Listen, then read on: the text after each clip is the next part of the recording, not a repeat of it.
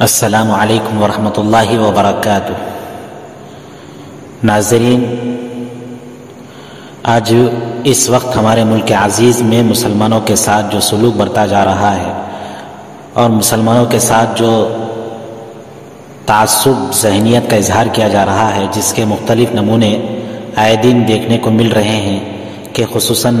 مسلمان زعماء، قائدین اور علماء کے ساتھ نہایت سوتیلا سلوک کیا جا رہا ہے، ان کو مختلف جھوٹے مقدمات میں پھنسا کر ان کو گرفتار کرنے کی کوشش کی جا رہی ہے، جس کا نمونہ آج سے 2 دن قبل داعی کبیر مولانا کلیم صدیقی صاحب کی UPATS کے ہاتھوں گرفتاری کے ذریعے ظاہر ہوئی،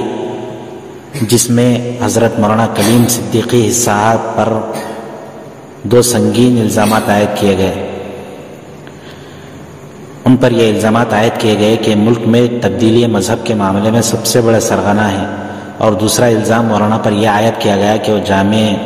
جامعہ امام ولی اللہ ٹرسٹ چلاتے ہیں۔ اس ٹرسٹ سے کئی مدرسوں کو فنڈ دیا جاتا ہے، جس کے لیے انہیں بھاری غیر ملکی فنڈ حاصل ہوتا ہے۔ اتر پردیش میں ADG law and order Prashant Kumar نے کہا کہ تفتیش سے پتہ چلا ہے کہ مولانا کلیم صدیقی کے ٹرسٹ نے بحرین سے 1.5 کروڑ روپے بشمول غیر ملکی فنڈنگ میں 3 کروڑ روپے وصول کیے۔ اس معاملے کی تحقیقات کے لیے ATS کی 6 ٹیمیں تشکیل کی گئی، جس کے بعد ملک میں غم و غصے کی لہر دوڑ گئی اور مختلف علماء، قائدین اور مسلمانوں نے اپنے غم و غصے کا اظہار کیا، اور مسلسل یہ سلسلہ جاری ہے، جس کے بعد جمعیت علماء ہند نے مولانا کے سلسلے میں مقدمہ لڑنے کے لیے اپنے وکلاء کو تعین کیا، جس میں پہلے دن تو عدالت نے مولانا کو پولیس کے ریمانڈ میں دینے سے انکار کر کے عدالت کی تحویل میں 15 دن کے لیے دے دیا۔ پھر اس کے بعد آج کے دن مولانا کو پھر دوبارہ سے پولیس کے ریمانڈ میں دے دیا گیا۔ بہرحال اس وقت مسلمانوں کے ساتھ جو ملک عزیز میں صورتحال اختیار کی جا رہی ہے، حالانکہ مولانا پر جو الزامات عائد کیے جا رہے ہیں اور جس طریقے سے ان کو بدنام کرنے کی کوشش کی جا رہی ہے، اور ان پر یہ الزام عائد کیا جا رہا ہے کہ انہوں نے تبدیلی مذہب کے حوالے سے زبردستی کی ہے، حالانکہ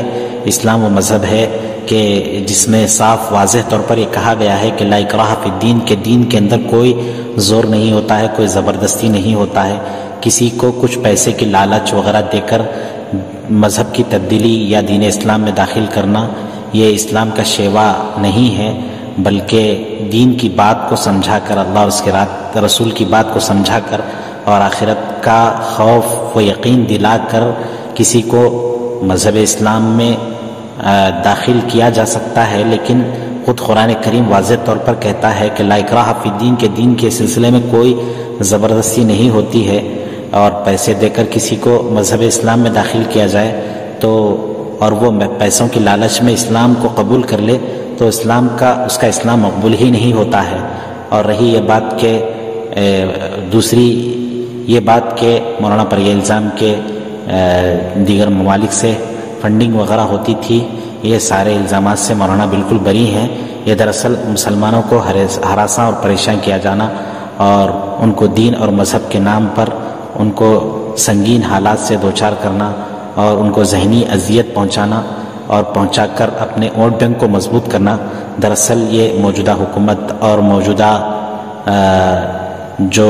حکومت ہے اس کی پالیسی ہے، جس کے تحت میں اس قسم کے کام کیے جا رہے ہیں۔ ایسے وقت مسلمانوں کے لیے ضرورت اس بات کی ہے کہ وہ اللہ عز و جل سے رجوع کرے، نمازوں کے اہتمام کے ذریعے سے اور دیگر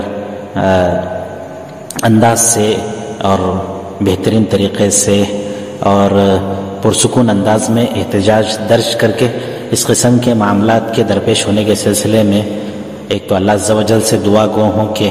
مسلمانوں کو اللہ عز و جل چین و سکون نصیب فرمائے، اور دوسرے یہ کہ اس سلسلے میں پرسکون اپنا احتجاج بھی درج کروائیں کہ اس طریقے کے واقعات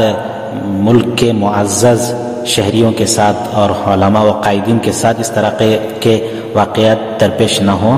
اللہ عز و جل سے دعا ہے کہ ملت اسلامیہ اور خصوصاً مسلمانانہ ہند کی اللہ عز و جل حفاظت فرمائے۔ السلام